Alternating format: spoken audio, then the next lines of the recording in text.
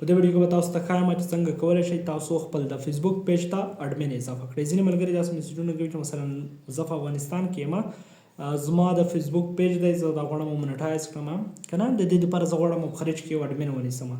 نو زه به څنګه دا اډمین نیسم؟ دلته مثلا ځینې اډمینانو ته باید فول اکسس ورکړل شي او ځینې اډمینانو ته فول اکسس مثلا نه ورکوم، یوازې د فعالیت راته کوي.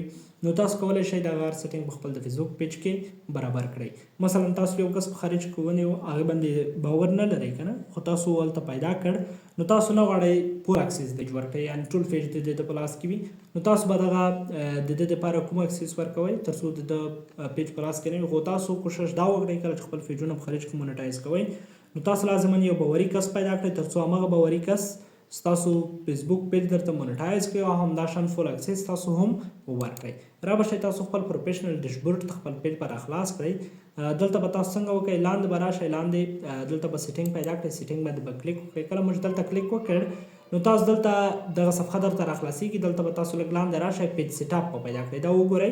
پیج سیټ اپ باندې به کلیک وکړئ. کله مو چې پیج سیټ اپ باندې کلیک وکړ دلته تاسو ته دریم آپشن راځي پیج اکسس. پیج اکسس باندې به کلیک وکړئ. دلته که چېرته تاسو خپل پیجونه سپانسر کول، بیا به تاسو پیپل ویت ټاسک اکسس سره اډ کړئ، او که چېرته تاسو غوښتل چې اډمین ونیسئ نو اډ نیو باندې به کلیک وکړئ. په د پاس برخه کې اډ نیو باندې مو چې کله کلیک وکړ دلته نیکسټ باندې به کلیک وکړئ. کله مو چې په نیکسټ باندې کلیک وکړ دلته پاس تاسو ته سرچ باکس راځي، دلته تاسو ته وایي سرچ بای نیم او یوزر نیم، یا د یوزر نیم په اساس مثلا دغه کس څنګه کوي سرچ کړئ، یا د نوم په اساس مثلا سرچ کړئ. زه راځم دلته آی ایس زما د هم اکاونټ دی، همغه اډ کوم.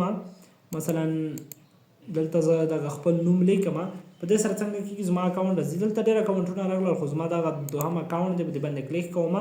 دلته تاسو وګورئ لاندې یو آپشن درته راځي په دغه لاندنۍ برخه کې allow this person to also have full control. وایي دغه شخص ته څنګه وکړئ دا اجازه ورکړئ چې ټول کنټرول باید د پیج د په لاس کې وي، او که نه غواړئ یوازې د مدیر شي بیا دا کنټرول مه ورکوئ، ګیو اکسس باندې کلیک وکړئ، یعنې ټول کنټرول د ده په لاس کې نه دی، یعنې دا نه شي کولی دلته چې تا ریموو کړي یا ستا پیج هیک کړي. نو که چېرته مو دغه چیک ورته ان کړ بیا دا کولی شي فول کنټرول ولري، یعنې ستاسو پیج سپانسر کړي، ستاسو پیج غلا کړي، ستاسو پیج کې هر څه دی کولی شي.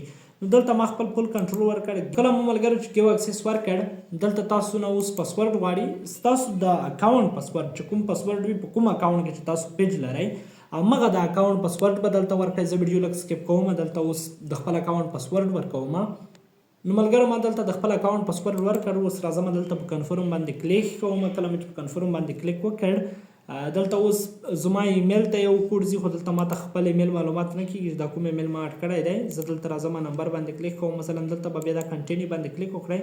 نو کله ستاسو مثلا دلته کوم یو نمبر وایي تاسو اډ کوئ، دلته مثلا زه دا وایم دلته وایي چیک یور واتساپ میسیج، نو دا به دلته زما واتساپ ته څنګه شو یو کوډ لاړ، زه به راشم د خپل واتساپ څخه به همغه کوډ راواخلم.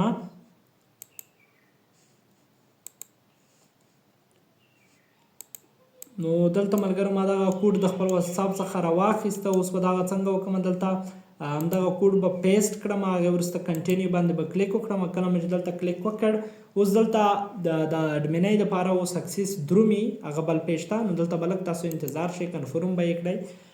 کله مو چې دغه کنفرم کړ د هغې وروسته ستاسو کوم انویټیشن چې دی لاندې وګورئ has been sent to اسکاک دغه لاړ. اوس زه راځم دلته دغه بل فیسبوک اکاونټ ته، مې دلته را سره لوګین دی. اوس دلته دې برخې ته راځم، دلته لږ ورته انتظار کېږم. دلته وګورئ لاندې میسیج راغلی دی invited you to manage technic page.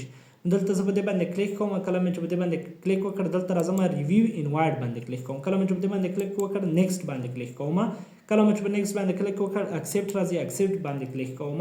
کله مې چې دلته کلیک وکړ اوس دلته څنګه شو اکسپټ شو. اوس دلته وایي سویچ ناو، سویچ ناو باندې چې کلیک وکړم زما همغه پیج همدغه اکاونټ ته هم واوښتو. نو دغه وه په د فیسبوک په پیج کې د اډمین کېدو طریقه چې څنګه یو څوک اډمین کړو، څنګه یو چاته فول اکسس ورکړو، یو چاته فول اکسس نه کړو ور. نو دغه وه مکمله طریقه. هیله لرم چې د خوښې وړ مو ګرځېدلې وي، لازمه له نورو ملګرو سره هم شیر کړئ تر څو د دوی ستونزه هم حل شي. د دغسې نورو ویډیوګانو لپاره زموږ همدغه فیسبوک پاڼه در سره فالو ټیکنیک او همداشان ټیکنیک یوټیوب چینل در سره سبسکرایب کړئ. تر بل ویډیو الله په امان ښه شي، ښه وخت ولرئ.